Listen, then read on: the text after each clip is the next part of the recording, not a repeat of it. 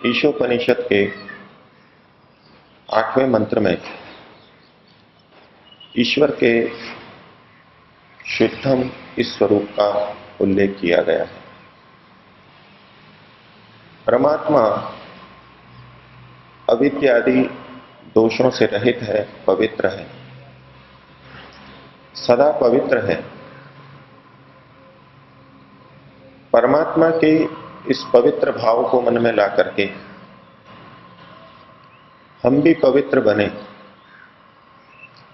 और पवित्र बन करके एकाग्र हो सकें, एकाग्र होकर के समाधि लगा सकें और समाधि लगा करके ईश्वर का साक्षात्कार कर सकें। बिना पवित्रता के एकाग्रता संभव नहीं है। जो व्यक्ति अपने कर्मों में शारीरिक, वाचनिक और मानसिक जितना जितना पवित्र होता जाएगा, वो उतना उतना एकाग्र होता जाएगा। परमात्मा की पवित्रता का स्वरूप क्या है, उसको बुद्धि में ठीक प्रकार से बैठाने के लिए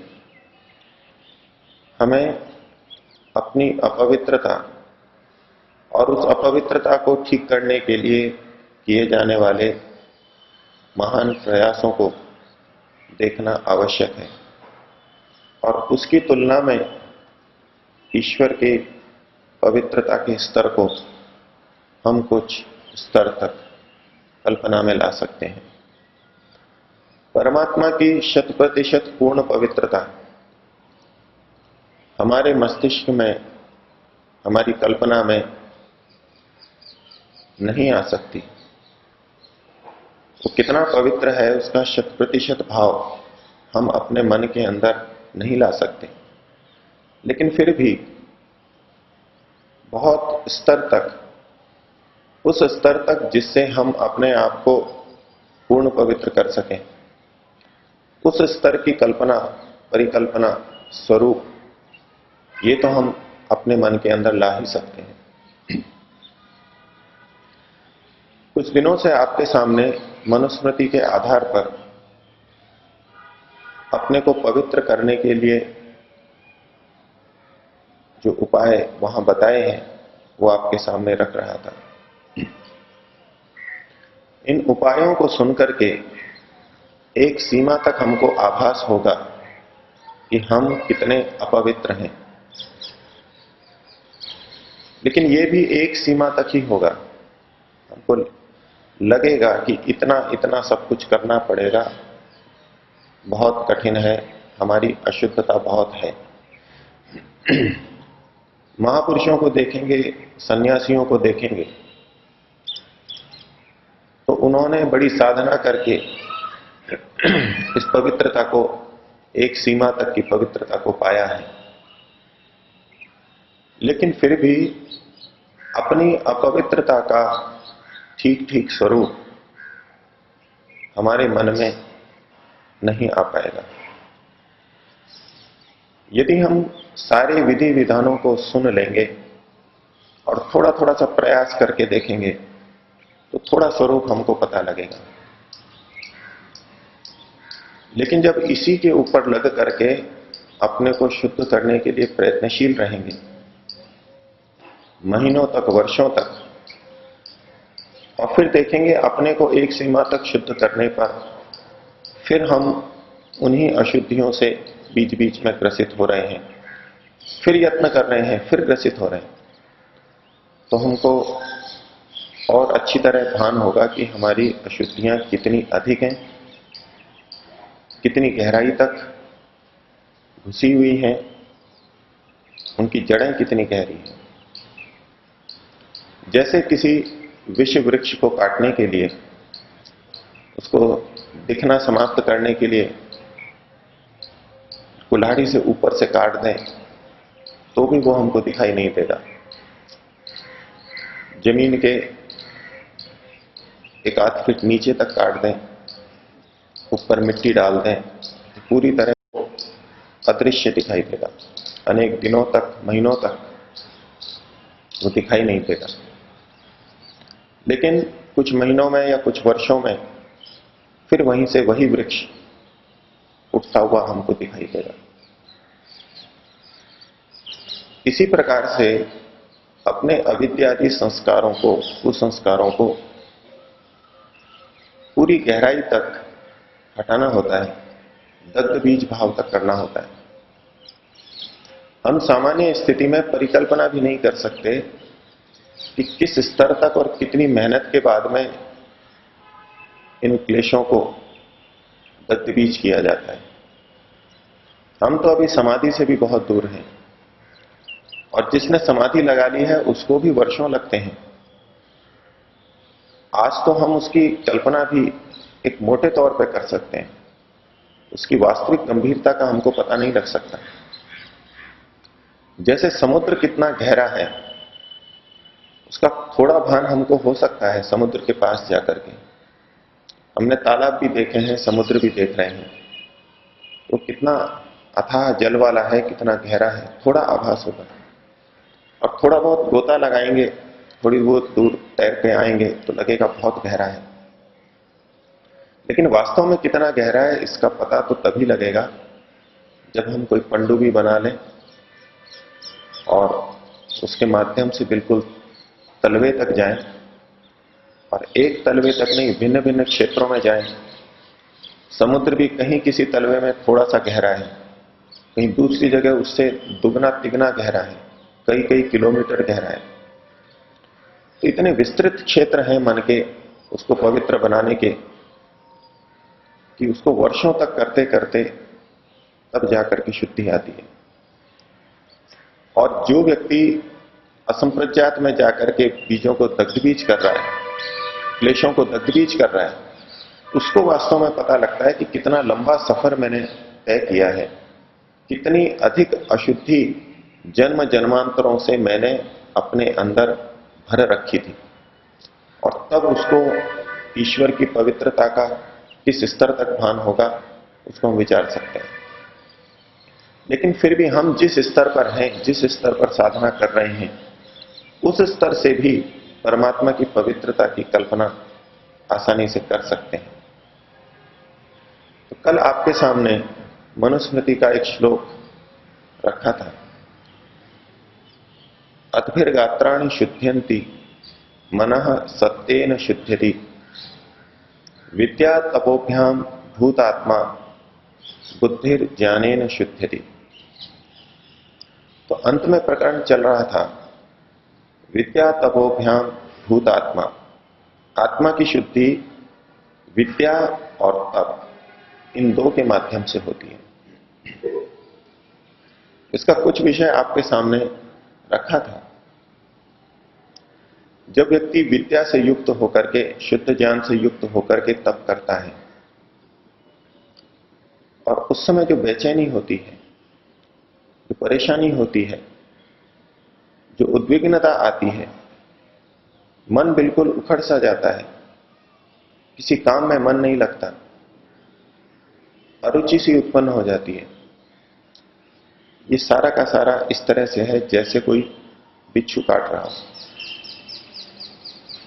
जिनको बिच्छू ने काटा हो उनको आभास होगा कि कितना कष्ट होता है, कितनी झंझनाहट होती है। सब कुछ भूल के उसी तरफ मन लगा रहेगा, इतनी तेजी से उसकी पीड़ा होती है, कुछ सोचेगा ही नहीं वो व्यक्ति। इसी तरह से जब क्लेशों को हम हटाते हैं, संयम की साधना करते हैं, तो ये कष्ट आता है।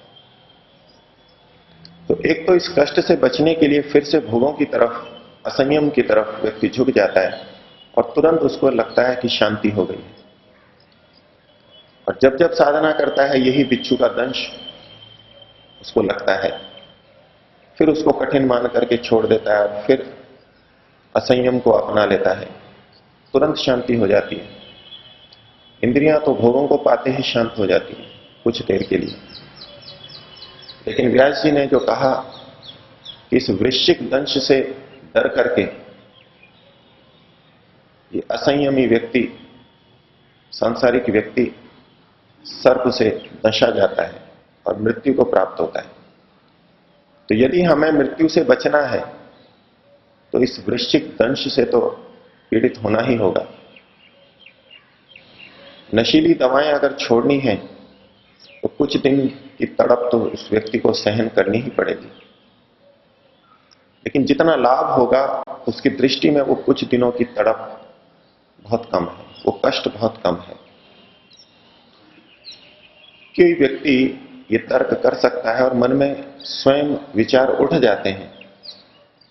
मान लीजिए कोई व्रत हमने अपने को पवित्र बनाने के लिए लिया, एक छोटा सा व्रत लिया, सत्य बोलने का लिया, ब्रह्मचर्य का लिया, चोरी न करने का लिया, या भोजन में से जो आकर्षण है उसमें से किसी चीज को छोड़ने का लिया, तो दिन भर ऐसा लगेगा जैसे जीवन कुछ खाली खाली सा हो गया है।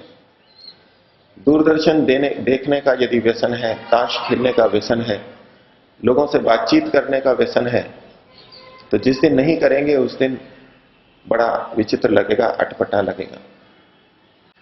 और यदि उसी संयम को पालन करते रहो तो बच्चा कहेगा मैं विद्यालय जाऊंगा तो मेरे को पढ़ाई में मन नहीं लग रहा है, दुकान वाला कहेगा मेरा दुकान में ही मन नहीं लग रहा है, लोगों से बातचीत करनी है, व्यवहार करना है, उसमें मन नहीं लग रहा है।